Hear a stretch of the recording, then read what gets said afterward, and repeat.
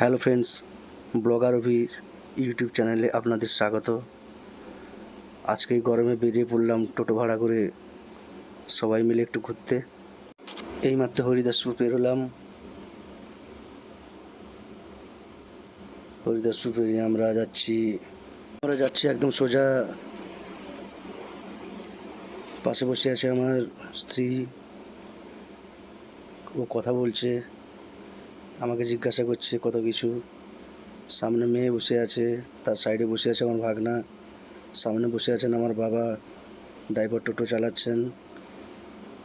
সাইডে দেখা যাচ্ছে ধানগুলো এখনও সবুজ আছে, কিছুদিন পরে পেকে যাবে, কাটারও সময় হবে।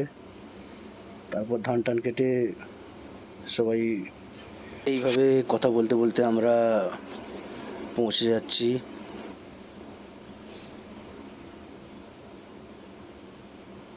সামনে টোটো চলছে খুব স্পিডে। এইখানে ধানগুলো পেকে গেছে, কাটারও সময় হয়েছে।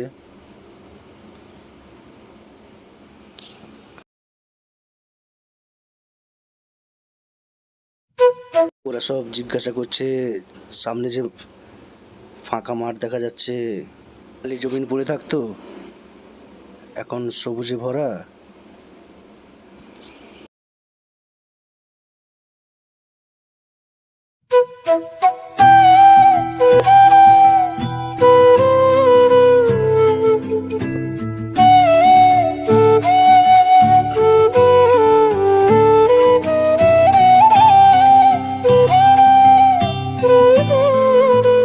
মেয়ে তার দাদাকে জিজ্ঞাসা করছে, দাদা সামনে যে ফাঁকা মাঠটা দেখা যাচ্ছে, ওই যে জঙ্গলটা দেখা যাচ্ছে, ওখানে কি আগে নেগড়ে বাস করতো?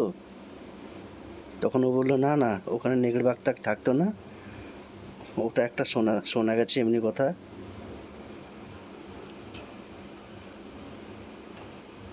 তাই কথা বলতে বলতে আমরা পৌঁছে গেলাম।